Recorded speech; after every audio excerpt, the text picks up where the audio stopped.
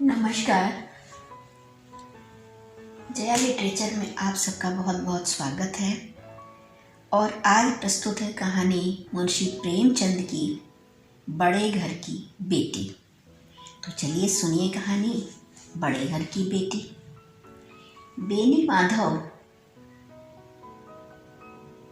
बेनी माधव सिंह गौरीपुर गांव के जमींदार और नंबरदार थे। उनके पितामह किसी समय बड़े धन धान्य संपन्न थे। गांव का पक्का तालाब और मंदिर, जिनकी अब मरम्मत भी मुश्किल थी, उन्हीं के कीर्ति स्तंभ थे। कहते हैं इस दरवाजे पर हाथी झूमता था। अब उसकी जगह एक बूढ़ी भैंस थी, जिसके शरीर में अस्थि पंजर के सिवा और कुछ शेष न रहा था, पर दूध शायद बहुत देती थी, क्योंकि एक न एक आदमी हांडी लिए उसके सिर पर सवार ही रहता था। बेनी माधव सिंह अपनी आधी से अधिक संपत्ति वकीलों को भेंट कर चुके थे। उनकी वर्तमान आय 1000 रुपये वार्षिक से अधिक न थी। ठाकुर साहब के 2 बेटे थे। बड़े का नाम श्रीकंठ सिंह था। उसने बहुत दिनों के परिश्रम और उद्योग के बाद बीए की डिग्री प्राप्त की थी। अब एक दफ्तर में नौकर था। छोटा लड़का लाल बिहारी सिंह दोहरे बदन का सजीला जवान था। भरा हुआ मुखड़ा, चौड़ी छाती, भैंस का 2 सेर ताज़ा दूध वह उठकर सवेरे पी जाता था। श्रीकंठ सिंह की दशा बिल्कुल विपरीत थी। इन नेत्र प्रिय गुणों को उन्होंने बीए इन्हीं 2 अक्षरों पर न्यौछावर कर दिया था। इन 2 अक्षरों ने उनके शरीर को निर्बल और चेहरे को कांतिहीन बना दिया था। इसी से वैद्यक ग्रंथों पर उनका विशेष प्रेम था। आयुर्वेदिक औषधियों पर उनका अधिक विश्वास था। शाम सवेरे उनके कमरे से प्रायः खरल की सुरीली कर्ण मधुर ध्वनि सुनाई दिया करती थी। लाहौर और कलकत्ते के वैद्यों से बड़ी लिखा पढ़ी रहती थी। श्रीकंठ इस अंग्रेजी डिग्री के अधिपति होने पर भी अंग्रेजी सामाजिक प्रथाओं के विशेष प्रेमी न थे, बल्कि वह बहुधा बड़े जोर से उनकी निंदा और तिरस्कार किया करते थे। इसी से गांव में उनका बड़ा सम्मान था। दशहरे के दिनों में वह बड़े उत्साह से रामलीला में सम्मिलित होते और स्वयं किसी न किसी पात्र का पाठ लेते थे। गौरीपुर में रामलीला के वही जन्मदाता थे। प्राचीन हिंदू सभ्यता का गुणगान उनकी धार्मिकता का प्रधान अंग था। सम्मिलित कुटुंब के तो वह एकमात्र उपासक थे। आजकल स्त्रियों को कुटुंब में मिलजुल कर रहने की जो अरुचि होती है, उसे वह जाति और देश दोनों के लिए हानिकारक समझते थे। यही कारण था कि गांव की ललनाएं उनकी निंदक थी। कोई तो उन्हें अपना शत्रु समझने में भी संकोच न करती थी। स्वयं उनकी पत्नी को ही इस विषय में उनसे विरोध था। यह इसलिए नहीं कि उसे अपने सास ससुर, देवर या जेठ आदि से घृणा थी, बल्कि उसका विचार था कि यदि बहुत कुछ सहने और तरह देने पर भी परिवार एक साथ निर्वाह न कर सके, तो आए दिन की कलह से जीवन को नष्ट करने की अपेक्षा यही उत्तम है कि अपनी खिचड़ी अलग पकाई जाए। आनंदी एक बड़े उच्च कुल की लड़की थी। उसके बाप एक छोटी सी रियासत के ताल्लुकेदार थे। विशाल भवन, 1 हाथी, 3 कुत्ते, बाज, बकरी, शिकरे, भाड़ फानुस, ऑनरेडी मैजिस्ट्रेटी और ऋण, जो एक प्रतिष्ठित ताल्लुकेदार के भोग्य पदार्थ हैं, सभी यहाँ विद्यमान थे। नाम था भूप सिंह। बड़े उदारचित्त और प्रतिभाशाली पुरुष थे, पर दुर्भाग्य से लड़का एक भी न था। 7 लड़कियां हुई और दैव योग से सबकी सब जीवित रहीं।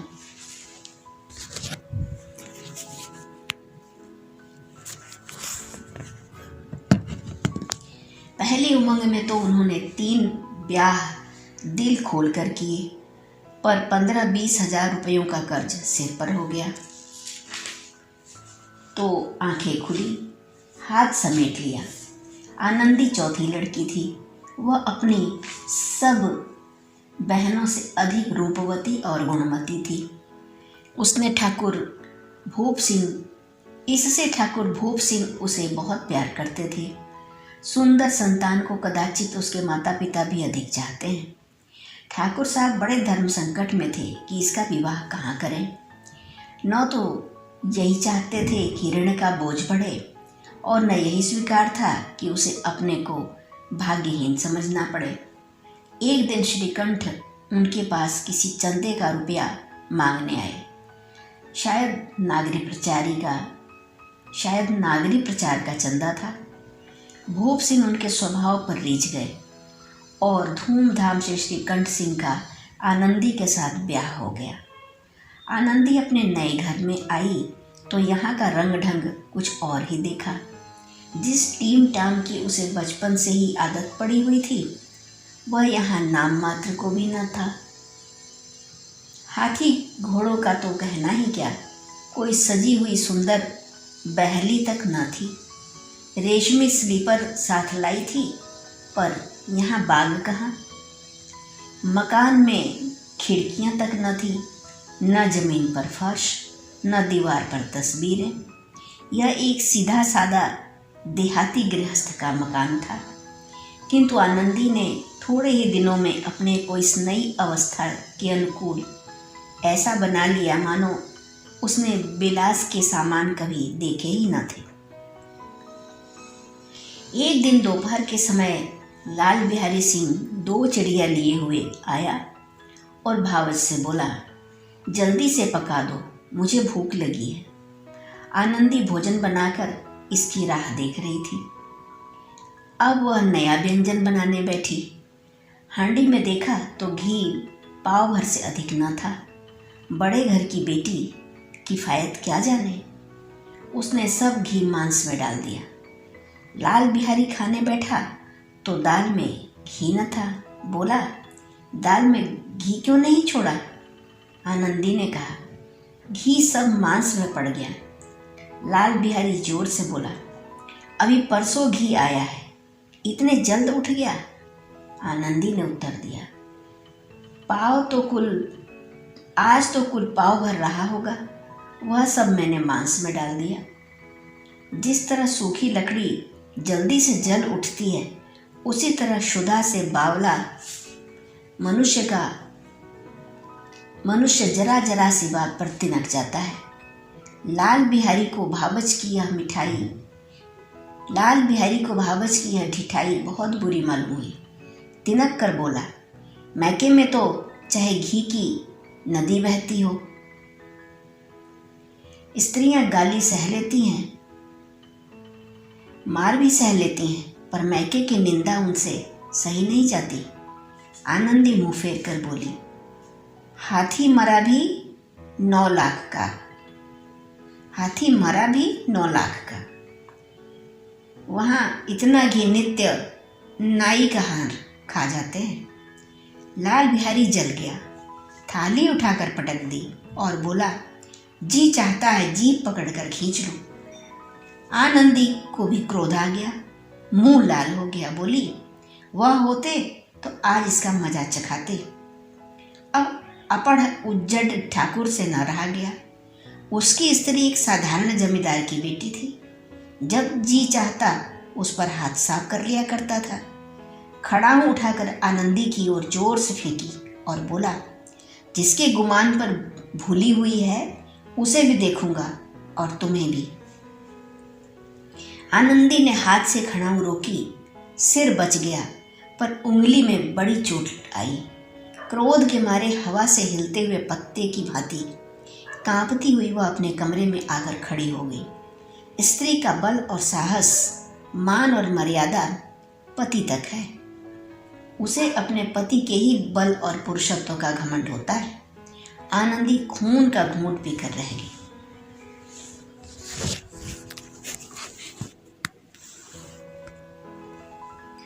श्रीकंठ सिंह शनिवार को घर आया करते थे।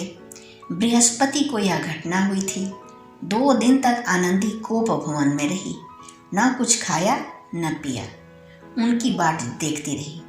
अंत में शनिवार को वह नियमानुकूल संध्या समय घर आए और बाहर बैठकर कुछ इधर उधर की बातें, कुछ देश काल संबंधी समाचार तथा कुछ नए मुकदमों आदि की चर्चा करने लगे। यह वार्तालाप 10 बजे रात तक होता रहा। गांव के भद्र पुरुषों को इन बातों में ऐसा आनंद मिलता था कि खाने पीने की भी सुध न रहती थी। श्रीकंठ को पिंड छुड़ाना मुश्किल हो जाता। ये 2-3 घंटे आनंदी ने बड़े कष्ट में काटे। किसी तरह भोजन का समय आया, पंचायत उठी, एकांत हुआ तो लाल बिहारी ने कहा, भैया आप जरा भाभी को समझा दीजिए कि मुंह संभाल कर बातचीत किया करें, नहीं तो एक दिन अनर्थ हो जाएगा। बेनी माधव सिंह ने बेटे की ओर साक्षी दी। हाँ, बहु बेटियों का यह स्वभाव अच्छा नहीं कि मर्द के मुंह लगे। लाल बिहारी, वह बड़े घर की बेटी है तो हम भी कोई कुर्मी कहार नहीं है। श्रीकंठ ने चिंतित स्वर से पूछा, आखिर बात क्या हुई? लाल बिहारी ने कहा, कुछ भी नहीं, यूं ही आप ही उलझ पड़ी। मैके के सामने हम लोगों को कुछ समझती ही नहीं है। श्रीकंठ खा पीकर आनंदी के पास गए। वह भरी बैठी थी। यह हजरत भी कुछ तीखे थे। आनंदी ने पूछा, चित्त तो प्रसन्न है? श्रीकंठ बोले, बहुत प्रसन्न है, पर तुमने आजकल घर में यह क्या उपद्रव मचा रखा है? आनंदी की तेवरियों पर बल पड़ गए। झुंझलाहट के मारे बदन में ज्वाला सी दहक उठी। बोली, जिसने तुमसे यह आग लगाई है उसे पाऊं तो मुंह झुलस दूं। श्रीकंठ, इतनी गर्म क्यों होती हो? बात तो कहो। आनंदी, क्या कहूँ, यह मेरे भाग्य का फेर है, नहीं तो गंवार छोकरा जिसको चपरासगिरी करने का भी शऊर नहीं, मुझे खड़ाऊं से मारकर यूं न अकड़ता। श्रीकंठ, सब हाल साफ साफ कहो तो मालूम हो, मुझे तो कुछ पता नहीं। आनंदी, परसों तुम्हारे लाडले भाई ने मुझसे मांस पकाने को कहा। घी हांडी में पाव भर से अधिक न था, वह सब मैंने मांस में डाल दिया। जब खाने बैठा तो कहने लगा, दाल में घी क्यों नहीं है? बस इसी पर मेरे मैके को बुरा भला कहने लगा। मुझसे रहा न गया। मैंने कहा कि वहाँ इतना घी तो नाई कहाँ खा जाते हैं और किसी को जान भी नहीं पड़ता। बस इतनी सी बात पर इस अन्यायी ने मुझ पर खड़ाऊं फेंक मारी। यदि हाथ से न रोक लूं तो सिर फट जाए। उसी से पूछो, मैंने जो कुछ कहा है वह सच है या झूठ? श्रीकंठ की आंखें लाल हो गईं। बोले, यहाँ तक हो गया इस छोकरे का यह साहस? आनंदी स्त्रियों के स्वभावानुसार रोने लगी, क्योंकि आंसू उनकी पलकों पर रहते हैं। श्रीकंठ बड़े धैर्यवान और शांत पुरुष थे। उन्हें कदाचित ही कभी क्रोध आता था, पर स्त्रियों के आंसू पुरुष की क्रोधाग्नि भड़काने में तेल का काम देते हैं। रात भर करवटें बदलते रहे। उद्विग्नता के कारण पलक तक नहीं झपकी। प्रातःकाल अपने बाप के पास जाकर बोले, दादा, अब इस घर में मेरा निबाह न होगा। इस तरह की विद्रोहपूर्ण बातें कहने पर श्रीकंठ ने कितनी ही बार अपने कई मित्रों को आड़े हाथों लिया था, परंतु दुर्भाग्य, आज उन्हें स्वयं वे ही बातें अपने मुंह से कहनी पड़ी। दूसरों को उपदेश देना भी कितना सहज है। बेनी माधव सिंह घबरा उठे और बोले, क्यों? श्रीकंठ, इसलिए कि मुझे भी अपनी मान प्रतिष्ठा का कुछ विचार है। आपके घर में अब अन्याय और हठ का प्रकोप हो रहा है। जिनको बड़ों का आदर सत्कार करना चाहिए वे उनके सिर चढ़ते हैं। मैं दूसरे का नौकर ठहरा, घर पर रहता नहीं। यहाँ मेरे पीछे स्त्रियों पर खड़ाऊं और जूतों की बौछारें होती हैं। कड़ी बात तक चिंता नहीं, कोई एक की दो कह दे, वहाँ तक मैं सह सकता हूँ, किंतु यह कदापि नहीं हो सकता कि मेरे ऊपर लात घुसे पड़ें और मैं दम न मारूं। बेनी माधव सिंह कुछ जवाब न दे सके। श्रीकंठ सदैव उनका आदर करते थे। उनके ऐसे तेवर देखकर बूढ़ा ठाकुर अवाक रह गया। केवल इतना ही बोला, बेटा तुम बुद्धिमान होकर ऐसी बातें करते हो। स्त्रियां इसी तरह घर का नाश कर देती हैं। उनको बहुत सिर चढ़ाना अच्छा नहीं। श्रीकंठ, इतना मैं जानता हूँ आपके आशीर्वाद से ऐसा मूर्ख नहीं हूँ। आप स्वयं जानते हैं कि मेरे ही समझाने बुझाने से इसी गांव में कई घर संभल गए, पर जिस स्त्री की मान प्रतिष्ठा का मैं ईश्वर के दरबार में उत्तरदायी हूँ, उसके प्रति ऐसा घोर अन्याय और पशुवत व्यवहार मुझे असह्य है। आप सच मानिए, मेरे लिए यही कुछ कम नहीं है कि लाल बिहारी को कुछ दंड नहीं देता। अब बेनी माधव सिंह भी गरमाए, ऐसी बातें और न सुन सके। बोले, लाल बिहारी तुम्हारा भाई है, उससे जब कभी भूल चूक हो उसके कान पकड़ो। लेकिन श्रीकंठ, लाल बिहारी को मैं अब अपना भाई नहीं समझता। बेनी माधव सिंह, स्त्री के पीछे? श्रीकंठ, जी नहीं, उसकी क्रूरता और अविवेक के कारण। दोनों कुछ देर चुप रहे। ठाकुर साहब लड़के का क्रोध शांत करना चाहते थे, लेकिन यह नहीं स्वीकार करना चाहते थे कि लाल बिहारी ने कोई अनुचित काम किया है। इसी बीच में गांव के और कई सज्जन हुक्के चिलम के बहाने वहां आ बैठे। कई स्त्रियों ने जब यह सुना कि श्रीकंठ पत्नी के पीछे पिता से लड़ने को तैयार है, तो उन्हें बड़ा हर्ष हुआ। दोनों पक्षों की मधुर वाणियां सुनने के लिए उनकी आत्माएं तिलमिलाने लगी।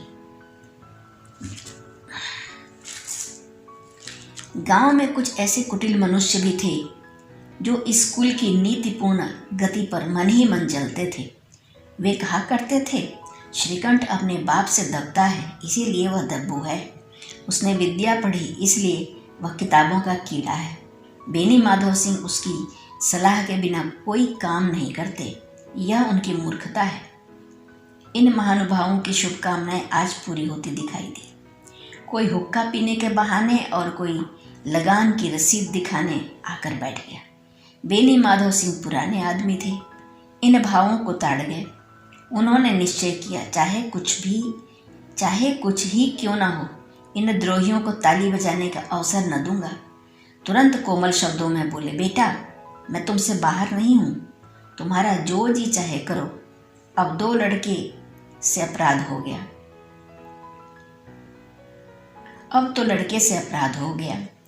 इलाहाबाद का अनुभव रहित झल्लाया हुआ ग्रेजुएट इस बात को ना समझ सका। उसे डिबेटिंग क्लब में अपनी बात पर अड़ने की आदत थी। इन हथकंडों की उसे क्या खबर।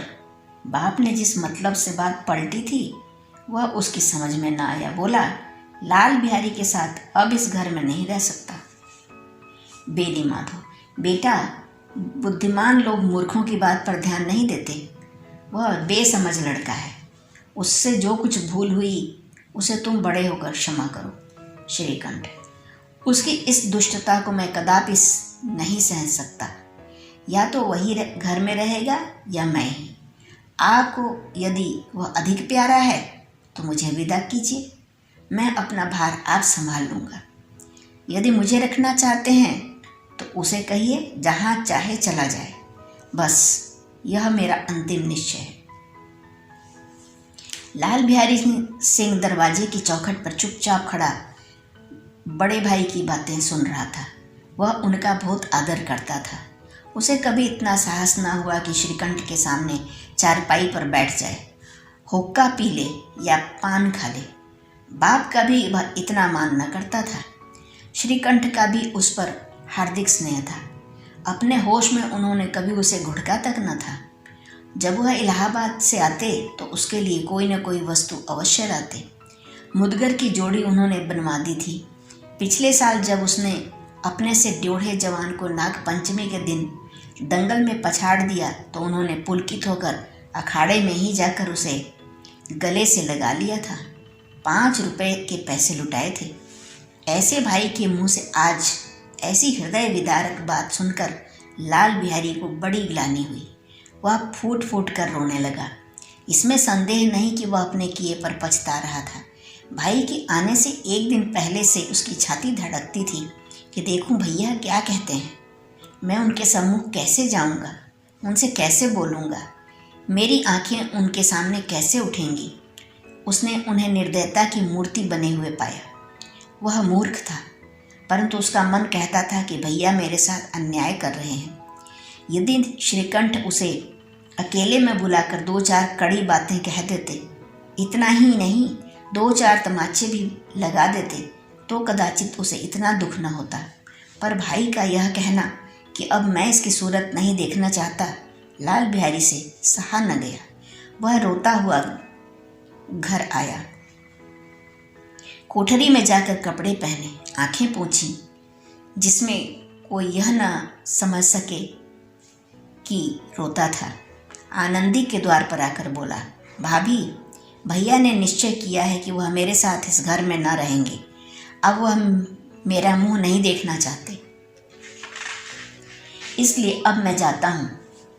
उन्हें फिर मुंह न दिखाऊंगा। मुझसे जो कुछ अपराध हुआ उसे क्षमा करना। यह कहते कहते लाल बिहारी का गला भर आया। जिस समय लाल बिहारी सिर झुकाए आनंदी के द्वार पर खड़ा था, उसी समय श्रीकंठ सिंह भी आंखें लाल किए बाहर से आए। भाई को खड़ा देखा तो घृणा से आंखें फेर ली और कतरा कर निकल गए, मानो उसकी परछाई से दूर भागते हों। आनंदी ने लाल बिहारी की शिकायत तो की थी, लेकिन अब मन में पछता रही थी। वह स्वभाव से ही दयावती थी। उसे इसका तनिक भी ध्यान न था कि बात इतनी बढ़ जाएगी। वह मन में अपने पति पर झुंझला रही थी कि वह इतने गर्म क्यों होते हैं। उस पर यह भय भी लगा हुआ था कि कहीं मुझसे इलाहाबाद चलने को कहें तो कैसे क्या करूँगी। इस बीच में जब उसने लाल बिहारी को दरवाजे पर खड़े यह कहते सुना कि अब मैं जाता हूँ, मुझसे जो कुछ अपराध हुआ क्षमा करना, तो उसका रहा सा क्रोध भी पानी हो गया। वह रोने लगी। मन का मैल धोने के लिए नयन जल से उपयुक्त और कोई वस्तु नहीं है। श्रीकंठ को देखकर आनंदी ने कहा, लाला बाहर खड़े बहुत रो रहे हैं। श्रीकंठ, तो मैं क्या करूं?